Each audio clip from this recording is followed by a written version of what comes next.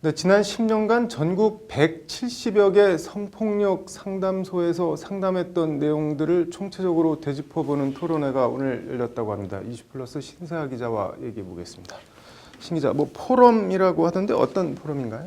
네, 여성가족부와 또 한국성폭력상담소 그리고 네. 전국 성폭력 상담소 협의회가 공동 주최한 미투가 말한 것, 말하지 못한 것이라는 주제의 포럼이 열렸습니다. 네. 전국 170여 개 성폭력 상담소들이 10년간 상담했던 현황들을 분석을 하고요. 네. 특히 2017년 6월부터 지난해 5월까지 4개 상담소에 무려 15,000회의 상담 일지 중에 이 3,500여 개의 상담 및 지원 내용들을 심층 분석을 했는데요. 네. 이를 토대로 성폭력 논란이 거셌던 이 지난해 이 미투 운동이 성폭력 피해자들에게 어떤 효과와 영향을 미쳤는지 또 그 이후의 과제들을 분석하는 자리였습니다.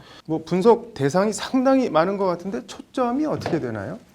오늘 토론자들은 대중이나 언론이 성폭력 피해자들의 폭로 또 그 폭로 내용 당한 네. 사람은 누구고 또 가해자가 누구냐 이런 것들에는 그동안 많은 관심을 가져왔지만 네. 그 이후에 피해자들이 어떻게 권리를 보장받고 지원을 받는지 이런 것들에 대해서 주의 깊게 살펴보지 못하고 있다 이런 점들을 네. 지적을 했는데요. 네. 그래서 오늘 발표를 맡은 김보아 한국성폭력상담소 부설연구소 울림책임연구원은 이번 자료들은 피해자 상담 내용이 구체적으로 담겨 있는 자료로서 성폭력 근절을 위한 역사적 사료이자 법과 제도 개선을 위한 기본적인 자료라고 강조를 했습니다. 네. 그래서 이 분석을 통해서 피해자들이 성폭력을 당한 이후에 어떤 경험을 했고 또 네. 대처는 어땠는지 어떤 지원을 기대를 했는지 등을 파악할 수 있다는 점에서 굉장히 의미가 있었다라는 게 이 김 책임 연구원의 말입니다. 네. 아무래도 지난해 미투 강풍이 분 이후에 네. 여러 폭로들이 이제 계속해서 나오기는 했지만 네. 공식 통계에서는 파악하기 힘들었던 이 성폭력 관련 지원 기관의 지원 내용이나 또 형사 사법 절차 또 2차 피해 경험 등이 이번 포럼에서 공개가 된 건데요. 네. 이제 이로 인해서 여전히 이제 피해자들을 말 못하게 하고 있는 것들 또 어떤 사회 구조가 이걸 막고 있는지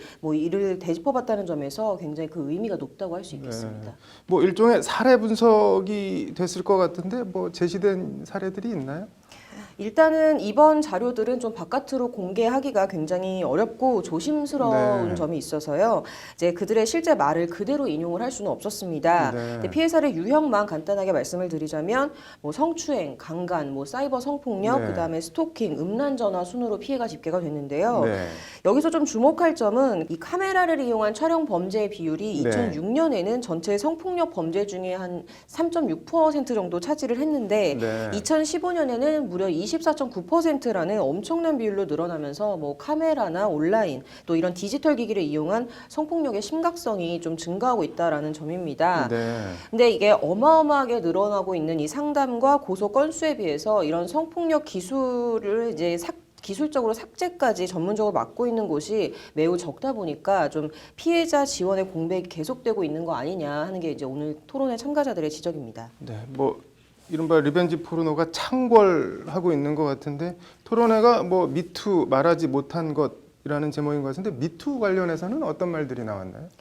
용기 내서 고백하는 피해자들이 늘어나고 있고 네. 또 이제 주무부처인 여성가족부를 비롯한 관계 부처들의 다방면의 노력이 있음에도 불구하고 그래도 아직까지 이 말 못하고 있는 이 사건들이 훨씬 많다는 게 토론자들의 네. 공통된 의견입니다. 네. 일단은 이 우월적 지위를 이용한 성폭력, 또 아동 친족 성폭력, 네. 또 직장 내 권력 관계 등 문제 제기를 하기가 현실적으로 힘든 사건들이어서 이제 이미 공소시효나 소멸시효가 지난 사건들, 또 기존 성폭력 대응 정책으로는 처벌이 힘들거나 가벼운 처벌밖에 할 수 없는 이런 이런 피해 사례들이 아직도 대부분이라고 합니다.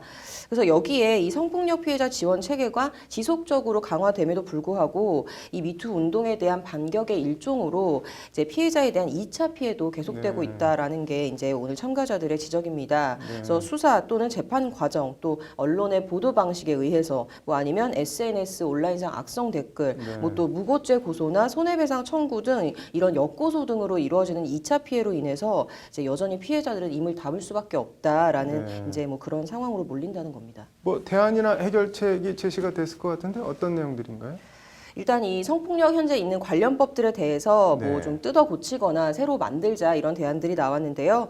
법이 있어도 이 해석 과정에서 피해자들의 경험이 왜곡되는 경우가 대부분이라고 합니다. 네. 그래서 그 방법의 일환으로 뭐 공소시효, 소멸시효를 뭐 연장하거나 혹은 폐지하자, 또 뭐 비동의 간음죄 신설, 또 역고소를 남용하는 것에 대한 제한 규정을 두자 뭐 이런 제언들이 네. 나왔는데요.